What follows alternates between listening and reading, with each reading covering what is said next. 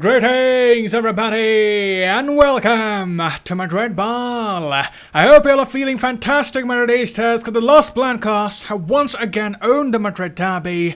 Madrid stays white. It was a statement win from Real Madrid and things are looking very beautiful at the top of the mountain. We have established a 13-point gap between us and Atletico, 18-point gap between us and Barcelona, and we haven't even reached the halfway point yet. We're in a commanding position, certainly. We have a lot to be positive about. We have an incredible winning streak. We had a tough run of games. We're playing a tough opponent every 3 or 4 days. The players were barely getting any time to recover, but in spite of all the challenges, Ancelotti and co kept dispatching one opponent after another. They focused on one game at a time and they came out of the busy fixture schedule with flying colours. The winning streak that they have maintained was unexpected in many ways. In the past week, the mental and the physical prowess of the players have been tested, and to the credit of Madrid, they have now placed themselves in pole position to get their hands on the 35th La Liga title. We have established a mighty lead at the top. It will act as a cushion for any minor blip that Real Madrid face in the second half of the season, and I won't at all be surprised if the gap stretches even more, because if we make an honest assessment of our direct rivals, we can say they haven't been playing all that well.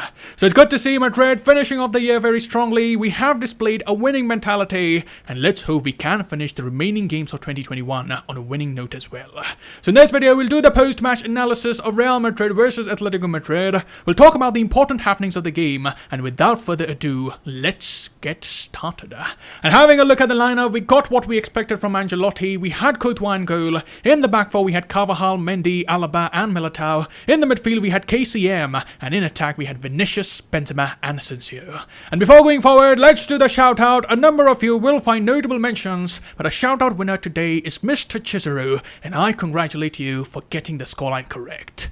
Anyways, if we shed some thoughts on the starting 11, there wasn't much doubt about the players that would be starting in the midfield and defense. We did have some questions pertaining to the attack. We all wondered if Benzema would be risked in such a high-profile game, but we just had the feeling that Benzema would be fielded by Ancelotti. The signs were positive, and knowing Benzema, we know he wants to be a part of these big games. He has a big game mentality, and the impact that he has on the team is huge. He brings so much to the overall gameplay of Madrid. He gets involved in so many different ways. He'll go way back defending alongside the likes of Mendy, then he'll get involved in the link-up play, and finally, like a poacher, he also gets himself in the right place at the right time. He has poacher's instincts, and the technique that the Frenchman exhibits is simply brilliant. We saw all his qualities in the first goal that Madrid scored. It all started with a poor pass of Koke. Modric was agile and alert to make the interception. Benzema gets the ball from Casemiro and lays it off to Asensio out wide. Asensio finds Vinicius making a run beyond the defense, and once again we got to see the deadly duo of Vinicius and Benzema. They combined to bring the opposition to their knees. The chemistry has been growing with each passing game.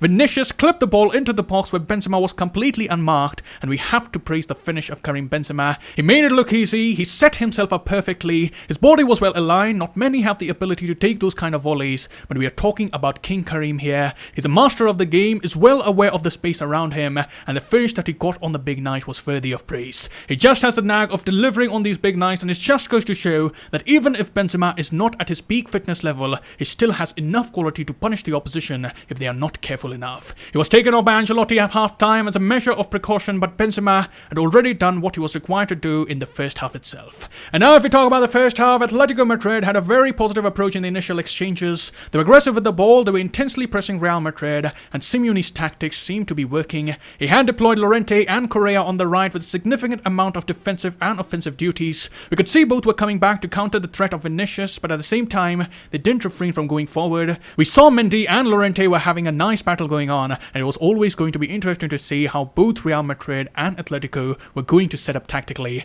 For those who have watched Atletico play, they would have noticed that Atletico have a somewhat similar approach to Real Madrid when they don't have the ball. They don't press from the front, they attempt to be more compact, they try to leave as less spaces in between the lines, they almost defend like a mid-table team, getting all the men behind the ball, and that has been something for which Simeone has received criticism for. Many pundits have the saying that Simeone doesn't get the best out of the players on the side who like playing expansive football, but that's how Simeone has always been.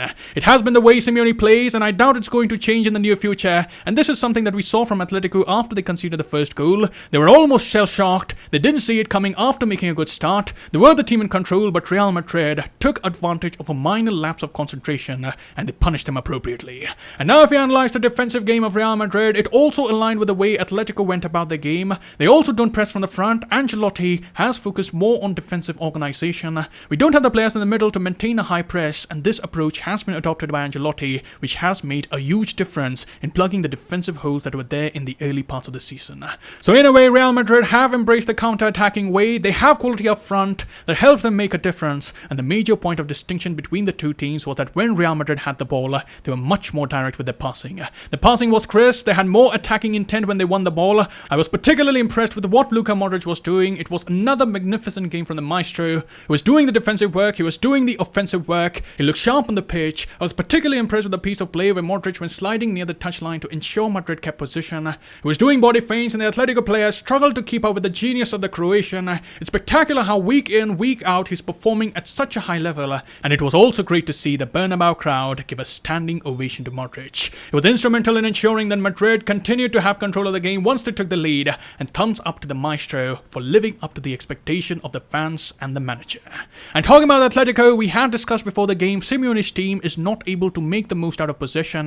Their passing was not something that bothered Madrid a lot. There was a lack of urgency, lack of penetration in the way they went about their business. They looked to be running short of ideas. They could not create any clear-cut chances, and once Real Madrid took the upper hand in both the halves, Atletico just couldn't conjure a response. The second goal that the Los Blancos scored almost crushed the souls of Atletico Madrid. It was Jovic who chested the ball down and added vigor to the move. He passes the ball to Vinicius on the left. Vinicius was being tracked by Llorente, and he did a good job in the match, but this time the Brazilian decided to cut inside. It was a testament of the improvement he has done in his decision making. He laid off the ball to Asensio, and Asensio came up with a lovely bit of finish to settle the game for the good. And it's also good to see the Spaniard on the score sheet. He's scoring important goals. We can see attempts to take more shots. Maybe he should have scored another one in the game, but if we just talk about the way he has been playing this season, we can say he's playing at a much better level when we compare it to the previous campaign. He's much more involved rather than being isolated, which he earlier used to be, and let's hope he can continue on his upward trajectory and continue to score important goals for Madrid.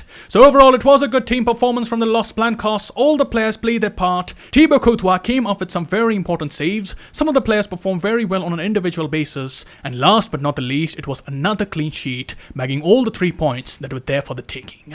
So those were my thoughts on the game, and let's conclude this video by hearing the thoughts of Carlo Ancelotti. The coach first assessed the performance of the team as he said, "My team reassures me because I know what they can do out on the pitch. They manage the game very well, they are very committed defensively. They are a team, they are not just individuals with a lot of quality. What made the difference in the first half was that we played as a team with so much individual quality, but also capable of putting it together and working towards the sole objective, which is winning the games for Real Madrid." Then the reporter asked if it was difficult for Real Madrid to lose La Liga now. "We have established a healthy lead," and on this Ancelotti said, "You're putting a lot of pressure on me. We are favourites, you can tell. We have done very well, but we are focused on the next game because a drop can be very expensive. We have to keep going because that's how we will get closer to victory."